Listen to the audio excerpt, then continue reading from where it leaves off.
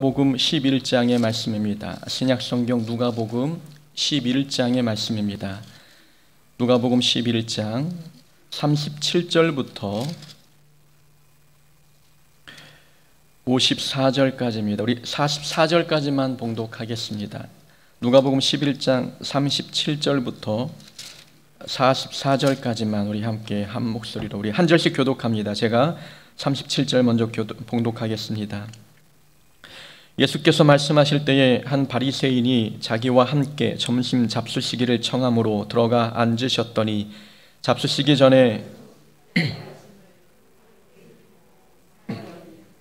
주께서 이르시되 너희 바리새인은 지금 잔과 대접의 겉은 깨끗이 하나 너희 속에는 탐욕과 악독이 가득하도다.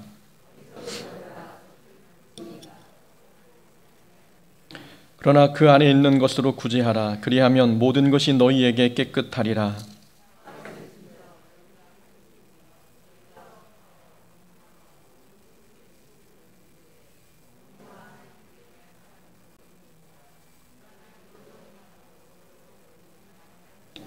화 있을진저 너희 바리새인이여 너희가 회당의 높은 자리와 시장에서 문안받는 것을 기뻐하는도다. 화 있을진저 너희여 너희는 평토장한 무덤 같아서 그 위를 밟는 사람이 알지 못하느니라. 아멘. 오늘 본문 말씀 통해서 외식의 가면을 벗어라 라는 제목으로 말씀 함께 나누겠습니다. 어느 날 당나귀가 산길을 지나가다가 사자 가죽을 발견했습니다. 커다란 얼굴과 멋진 갈기, 위험 있는 꼬리까지 달려있는 굉장히 훌륭한 가죽이었습니다. 당나귀는 사자의 가죽을 당장 뒤집어 썼습니다. 그리고 점잔을 빼면서 어슬렁어슬렁 마을 쪽으로 걸어갔지요. 온 마을에 비상이 걸렸습니다. 사자가 왔다고 동물들은 질겁을 하고 갈팡질팡하며 숨거나 달아났습니다. 미처 달아나지 못한 동물들은 벌벌 떨며 절을 하였습니다. 당나귀는 태어나서 처음으로 어깨가 으쓱 우쭐한 모습 기분이 되었습니다. 이놈들 이제 내 앞에서 함부로 나를 업신여기지 못할 것이다 하고 당나귀는 혼자 중얼거렸습니다. 그동안 동물들은 당나귀를 업신여겼는데 오늘은 당나귀의 기분이 매우 통쾌했습니다. 사자 가죽을 뒤집어 쓴 당나귀는 언제나 자신을 귀찮게 굴었던 원숭이를 만났습니다. 뒷발로 원숭이를 걷어찼더니 깜짝 놀라 도망가 버렸습니다. 그 모습을 본 당나귀는 매우 자랑스럽게 생각했지요. 당나귀는 기분이 으쓱했는지 사자처럼 목청을 돋우어 울기 시작했습니다. 그러나 사자 흉내를 내어 으르렁하고 운다는 것이 희잉하고 당나귀 울음소리를 냈던 거지요. 그러자 영리한 여우는 배를 쥐고 웃기 시작했습니다. 저건 분명 당나귀야. 사자 가죽을 쓴 당나귀지. 동물들이 몰려와서는 가죽을 벗겼습니다. 가짜라는 것이 들통나자 당나귀는 숲속으로 재빨리 도망가고 말았습니다. 사자 가죽을 뒤집어 썼다고 해서 당나귀가 사자가 되는 것은 아니었습니다. 본질이 바뀌지 않고 흉내만 내는 것은 가짜였지요. 가짜는 언젠가는 정체가 탄로나고 맙니다. 신앙생활은 당나귀가 사자 가면을 쓰듯 그렇게 하는 것이 아닙니다. 신앙생활은 가면을 받고 쓰는 것이 아니라 본질이 변하는 것입니다. 겉모습만 바꾸는 것이 아니라 속사람의 변화가 신앙생활의 본질인 것이지요. 가면을 쓴 신앙생활은 흉내만 내는 가짜 신앙생활입니다. 거기에는 열매가 없고 세상의 빛과 소금으로서의 역할도 감당하지 못합니다. 가면만 쓴 성도는 위기의 광풍이 불면 세상 사람들과 다를 바 없이 행동합니다. 정작 믿음의 능력을 발휘해야 할 중요한 위기 순간에 흉내만 내면서 살아왔던 성도는 힘 한 번 써보지도 못하고 시험에 들고 맙니다. 바리새인들은 속은 변하지 않고 겉모습만 거룩한 척 살아가는 자들이었습니다. 형식적인 종교의식이 마치 거룩인 것처럼 생각하며 산 자들이었지요. 그들은 사자 탈만 쓰고 본인들은 본질은 변하지 않고 마치 사자가 된 것 같은 착각 속에서 신앙생활을 했던 자들입니다. 종교의식에 참여하고 율법을 지키는 그들의 종교적 열심은 멋진 가면이 되었고 거룩이라는 가면을 쓰고 다니다 보니 바리새인들은 자신들의 속사람도 거룩해진 것처럼 착각하며 살았습니다. 겉모습에 치중한 바리새인들은 거룩의 형식은 있었지만 거룩한 삶이 없었습니다. 그러다 보니 사람들에게 관심은 받았어도 사람들에게 감동과 변화는 주지 못했지요. 가면만 쓰고 신앙생활하는 바리새인들, 그들은 사람들은 속일 수 있었지만 예수님은 속일 수가 없었습니다. 예수님께서 나타나시자 그들의 정체가 탄로나고 말았습니다. 30절에 보면 예수님께서 말씀하십니다. 잔과 대접의 겉은 깨끗하나 너희 속에는 탐욕과 악독이 가득하다. 예수님의 책망의 말씀입니다. 예수님은 바리새인들의 잘못된 부분을 그릇 비유를 통해서 지적하셨습니다. 바리새인들은 그릇의 겉만 깨끗하게 했습니다. 그러나 그릇 안에는 더러운 탐욕과 악독이 가득했던 거죠.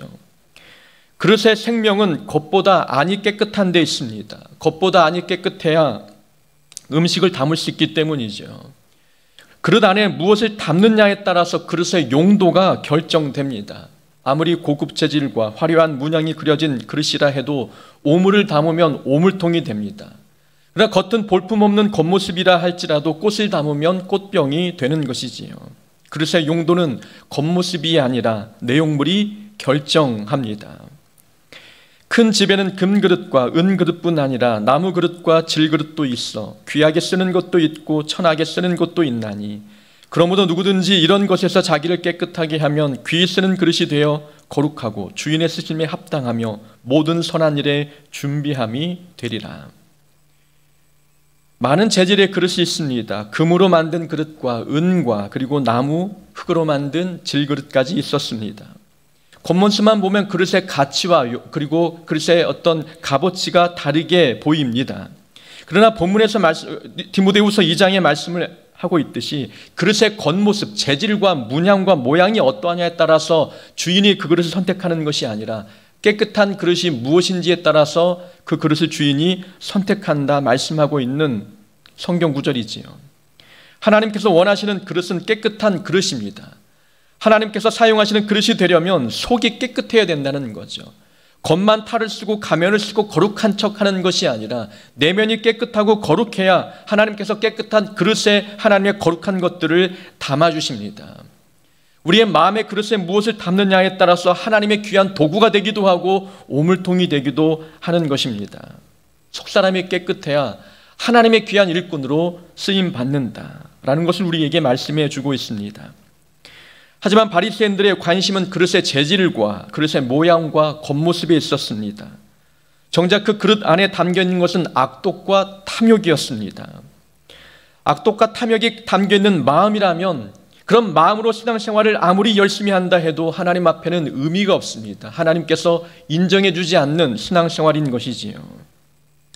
예수님은 41절에서 말씀합니다. 그 안에 있는 것으로 구제하라. 안에 있는 것으로 구제하라라는 말씀은 구제의 강조점을 두고 있습니다.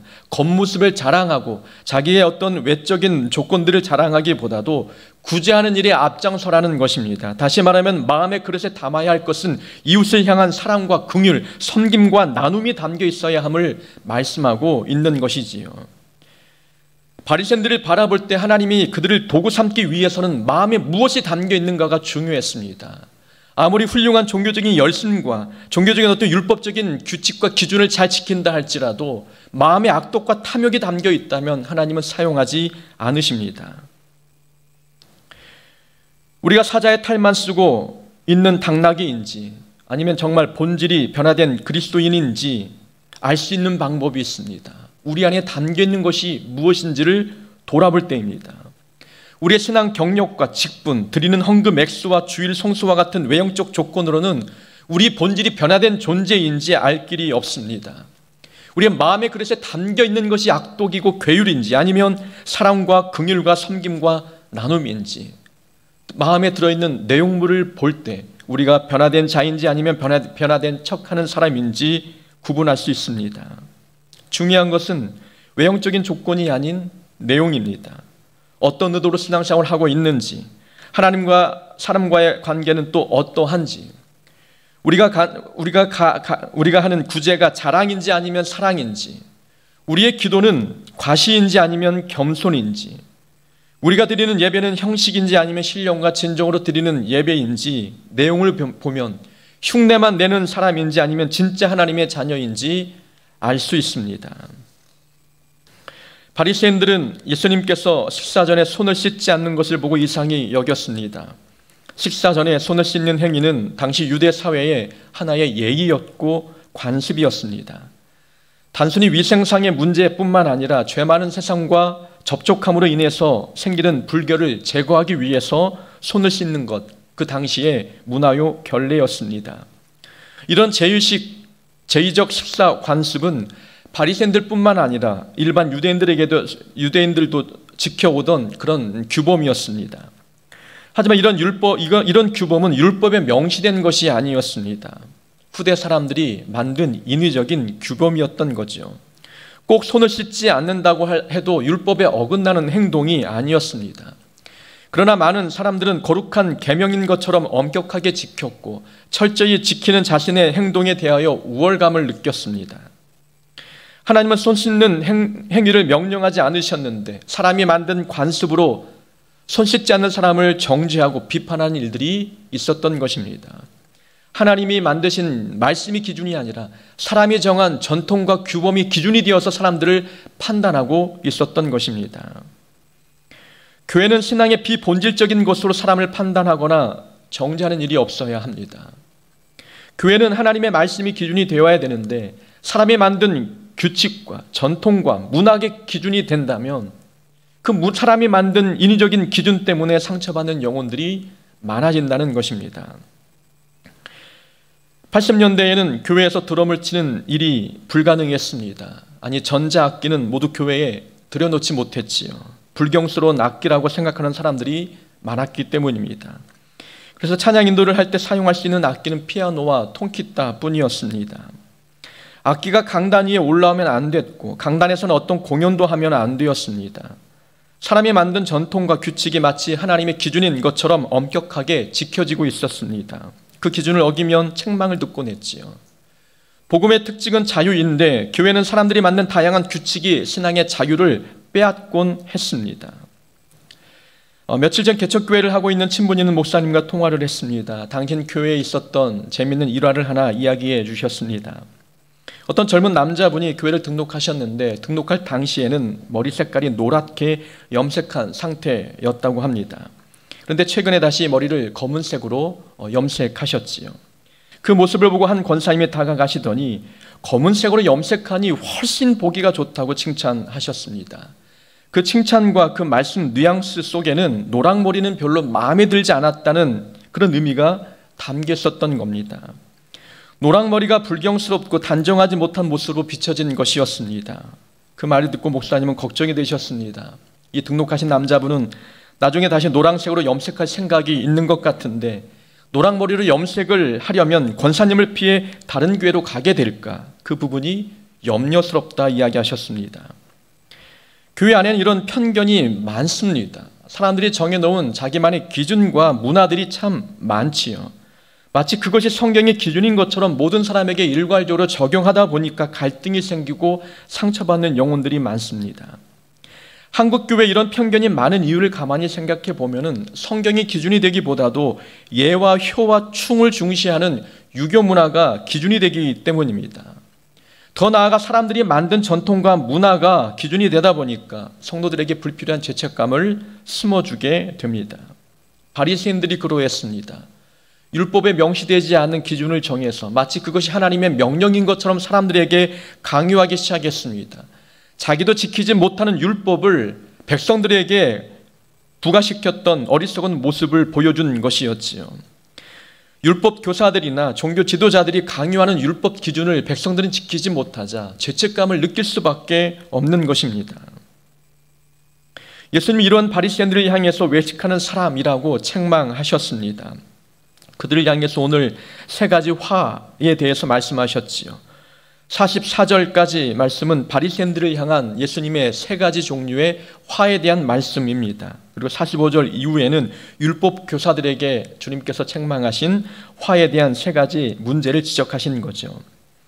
오늘 함께 읽었던 44절까지 말씀 가운데에 바리새인들이 예수님께 지적받았던 세 가지 문제점이 무엇인지를 함께 보고자 합니다. 우선 첫 번째 문제는 바리새인들은 11조는 드리고 있지만 그 안에 공의와 하나님께 대한 사랑이 빠져 있었습니다. 바리새인들은 11조를 철저하게 지켰습니다. 박하와 운향과 채소까지 11조를 드렸지요. 이 박하와 운향과 채소는 구약에 명시된 11조 조건이 아니었습니다. 박하, 운향, 채소는 10분의 1을 드리지 않아도 율법을 어기는 게 아니었지요. 그러나 지나친 형식주의와 외식적인 모습에 빠져있던 사람들은 과도한 규칙을 정해 박하와 운향, 채소까지 11조를 드렸습니다. 하나님을 향해 열심을 보이는 행동이야 비판할 거리는 되지 못하지요. 꼭 정해진 것만 11조 하라는 법은 없지 않습니까? 열심히 있으면 정해지지 않은 기준까지도 본인이 정해서 11조를 해도 됩니다. 오늘날 우리도 시간의 11조 또는 재능의 11조를 하나님께 드리려고 하는 모습들이 있지 않습니까? 꼭 물질만 11조가 아닌 다른 것도 하나님께 헌물로 드리는, 헌금으로 드리는 모습들이 있습니다. 그것처럼 바리새인들도 종교적 열심으로 율법에서 정하지 않은 것까지 11조를 드렸습니다. 그걸 드린 것 자체가 문제가 아니라 11조를 드리긴 했지만 그 드려진 헌금의 공의와 하나님이 요구하시는 사랑이 빠져 있었습니다. 11조의 형식은 지키고 있었지만 11조 정신은 지키지 않고 있었던 것입니다. 11조는 내게 주어진 모든 것이 하나님의 것임을 인정하는 신앙 고백입니다. 10분의 1을 드리지만 그 10분의 1 안에는 10분의 10 전체가 담겨 있는 거지요. 나에게 주어진 물질 전체, 내게 주어진 시간 전체, 내 인생과 삶 전체가 10분의 1에 담겨 있는 겁니다. 11조를 드리는 것은 나의 삶 전체를 하나님께 드리는 것을 의미합니다. 내 삶을 하나님께 드린다는 것은 내 삶이 하나님이 원하시는 뜻대로 사용된다는 것을 말씀하고 있는 것입니다. 하나님께서 우리의 삶에 원하시는 뜻이 무엇입니까? 공의를 행하고 하나님께서 요구하시는 사랑을 이웃들에게 행하는 것, 이것이 예수님께서 우리에게 원하시는 삶의 모습입니다. 그리고 11조 정신은 내 삶 전체가 하나님의 뜻을 이루는 도구가 되는 것, 이것이 11조의 정신입니다. 11조는 하나님께서 필요한 돈이 아닙니다. 하나님은 돈을 요구하시는 분이 아니시지요. 11조가 필요한 대상은 하나님이 아니라 사람입니다. 제사장, 레위인, 그리고 가난한 이웃들을 섬기고 돌보는 데 11조가 필요했습니다. 이웃에게 하나님의 공의와 사랑을 전하는 도구와 통로가 바로 11조였다는 것입니다. 근데 돈은 드리는데, 물질은 드리는데 하나님의 공의와 사랑을 실천하지 않는 삶을 살고 있는 바리새인들의 모습이 가식적이고 외식적인 모습이었습니다. 삶은 공의와 하나님의 사랑이 보여지지 않는데 종교적인 형식인 11조를 드린다 할지라도 하나님이 그 헌금을 받으시겠느냐라고 말씀하고 계십니다. 드려진 예물보다 중요한 것은 드려진 사람의 삶이기 때문입니다. 하나님은 드려진 사람의 삶을 보시지 드려진 헌금의 액수를 보시는 분이 아니십니다. 하나님께서 우리가 드리는 예배를 받으시고 우리가 드리는 헌금을 받으시는 조건은 드린 사람의 삶을 보고 결정하십니다. 그래서 아벨의 제사는 받으셨지만 가인의 제사는 받지 않으신 겁니다. 아벨은 믿음으로 제사를 드렸고 가인은 그렇지 않았기 때문인 겁니다. 드린 사람의 삶의 모습을 보시고 제사를 받을지 여부를 결정하셨던 것입니다. 우리가 하나님 앞에 나와 예배 의식을 하는 것 중요합니다. 그러나 하나님은 예배 의식보다 중요한 것, 예배적인 삶을 사는 것, 이것을 우리에게 원하십니다. 바리새인들의 문제는 그것입니다. 예배 의식은 지키고 있지만 예배적인 삶이 빠져 있었던 것입니다. 아무리 깨끗하게 하고 정교한 의식을 준수한다고 해도 하나님이 원하시는 내적 거룩함과 삶에 있어서 사랑이 없다면 외면적 의식과 정결함은 아무런 의미가 없습니다. 주일 성수 꼬박꼬박 한다 할지라도, 헌금을 꼬박 드리고 금식하고 전도하고 구제한다 할지라도 하나님 보실 때 거룩한 삶이 동반되지 아니한다면 우리가 하는 모든 열심은 하나님의 눈에 들어오지 않습니다. 예배 의식보다 중요한 것은 예배적인 삶입니다. 종교 행위보다 중요한 것은 공의와 하나님의 사랑이 담겨있는 삶을 사는 것이 더 중요합니다. 그것이 바로 예수님께서 바리새인들을 책망한 첫 번째 문제였습니다. 바리새인들의 두 번째 문제는 높은 자리에서 문안받는 것을 기뻐하는 것이었습니다. 43절에 보면 화 있을진저 너희 바리새인이여 너희가 회당의 높은 자리와 시장에서 문안받는 것을 기뻐하는도다. 바리새인들은 학식이 풍부하고 종교적 열심이 있었습니다. 그러다 보니 사람들에게 존경과 존중을 받기 시작했지요. 사람들이 많은 시장 거리에 나가면 많은 사람들이 북적거렸습니다. 이런 일이 반복되다 보니까 사람들은 대접받는 것이 좋아졌습니다. 처음의 의도는 그렇지 않았겠죠. 처음에는 순수한 의도로 신앙생활을 했는데 열심히 하다 보니 따라오는 칭찬과 인기가 있습니다. 거기에 매몰되어 살다 보면 그것을 당연하게 여기게 되고 익숙해져 버립니다. 사람들의 칭찬과 인정을 더 받기 위해서 어떤 특별한 행동과 특별한 자리를 원하게 되는 거지요. 그래서 대접받고 싶어하는 사람들은 이제는 사람들이 보는 데서 기도하고 구제했습니다. 기도와 구제는 하나님과의 교제이고 이웃사랑의 통로인데 기도와 구제가 자기를 높이는 수단이 되어버렸습니다. 사람들에게 존중받고 존경받고 싶은 마음 때문이었지요. 사람을 높이고 낮추시는 분은 하나님이십니다. 사람이 자기 힘으로 높은 자리에 올라가도 하나님께서 한번 후 하고 불어버리시면 모든 것이 무너져 버립니다. 하나님께서 낮추시면 우리는 낮아질 수밖에 없는 연약한 존재들이지요. 많은 사람들이 내 편이 되어서 칭찬하고 칭송해도 하나님께서 사람들의 마음을 닫아버리시면 한순간 등을 돌리는 사람들이 바로 연약한 사람들입니다.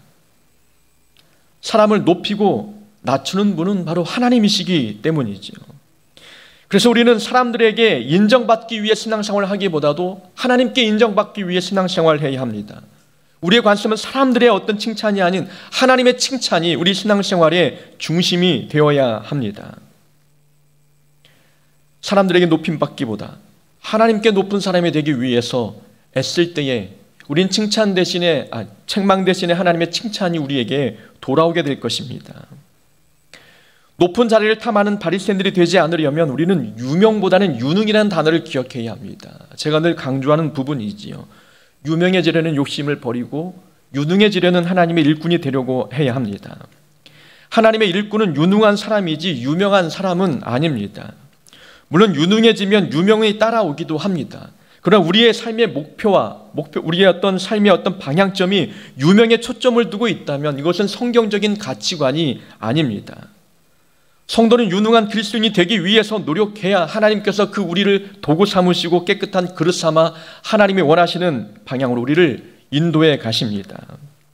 섬김에 유능한 사람, 사랑을 베푸는 데 유능한 사람, 공의를 행하는 데 유능한 사람이 되어야 하나님께서 원하시는 삶의 예배를 드리는 자가 될 수가 있습니다.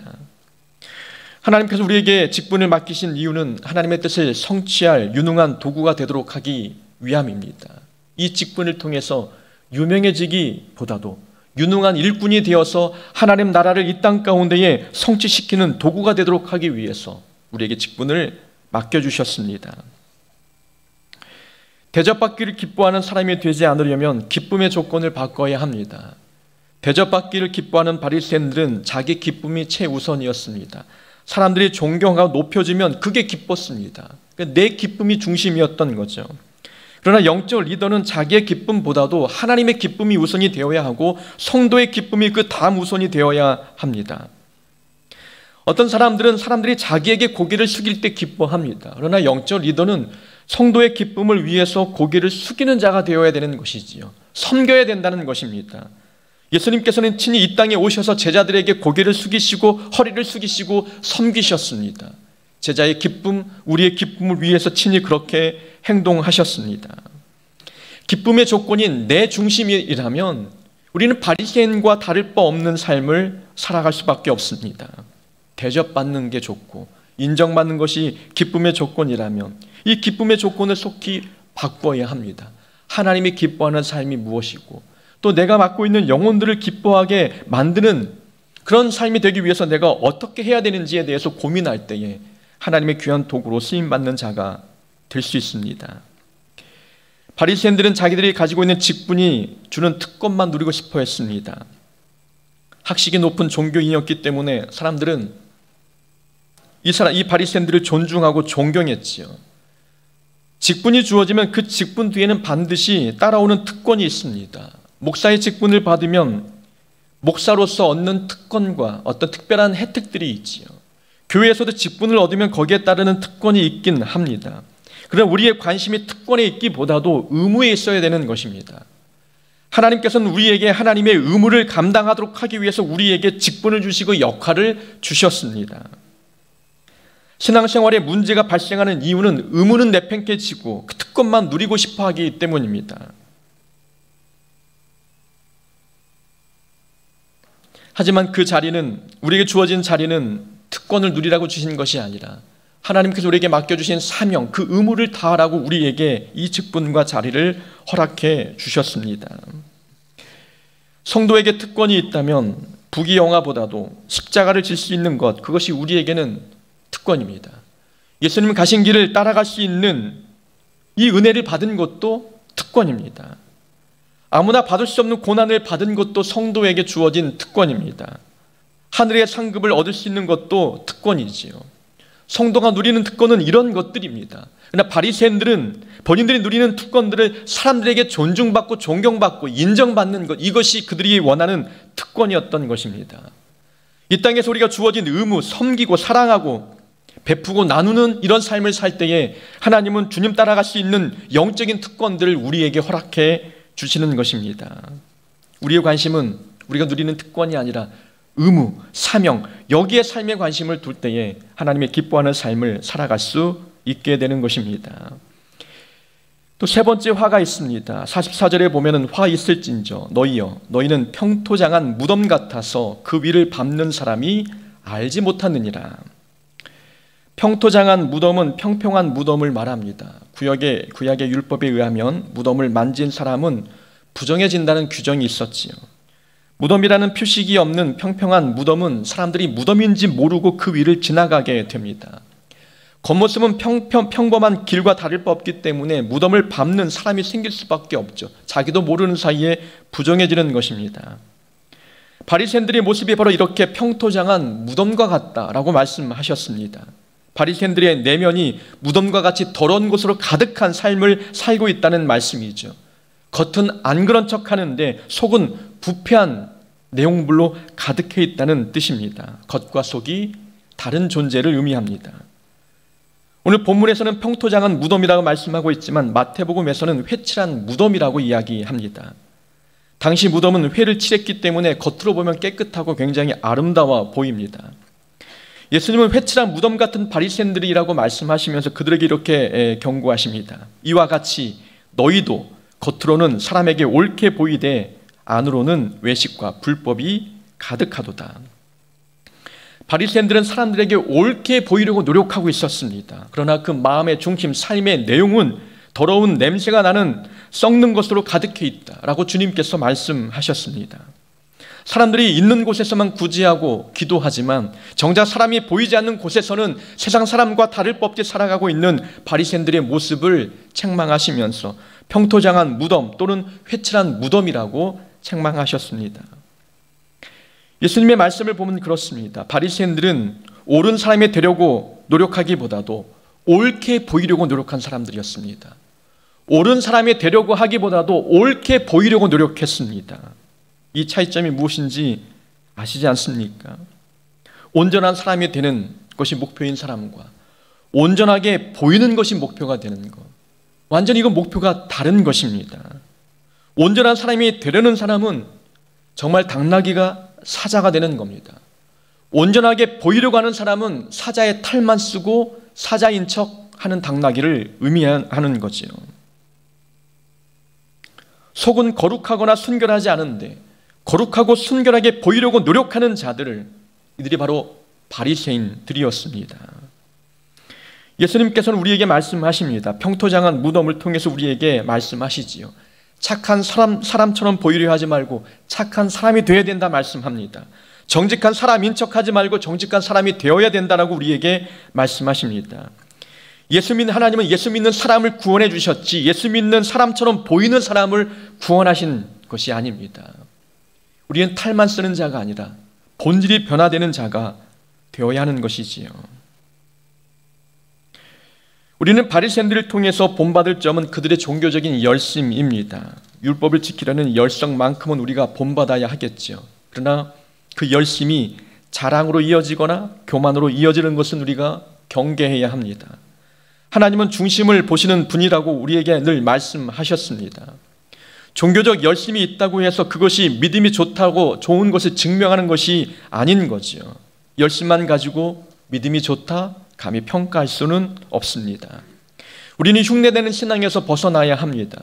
가면만 쓰고 있다면 이 가면을 벗어버리고 우리의 근본부터, 우리 믿음의 뿌리부터 바꾸어야 합니다. 우리의 본질 자체가 변화되지 아니한다면 우리는 바리새인처럼 주님 앞에 설 때에 책망을 받을 수밖에 없습니다. 예배 의식보다도 예배적인 삶을 중시 여기며 사는 자가 되어야 합니다. 누리는 특권보다도 해야 할 의무에 집중하는 삶을 살아야 합니다. 사람에게 옳게 보이려 하기보다도 하나님 앞에 옳은 사람이 되어야 합니다. 그렇게 살아갈 때에 외식의 가면을 벗고 하나님의 성품과 그리스도의 본질을 닮아가는 하나님의 귀한 자녀가 되는 줄로 믿습니다. 그런 삶으로 변화되기를 주의 이름으로 축원합니다.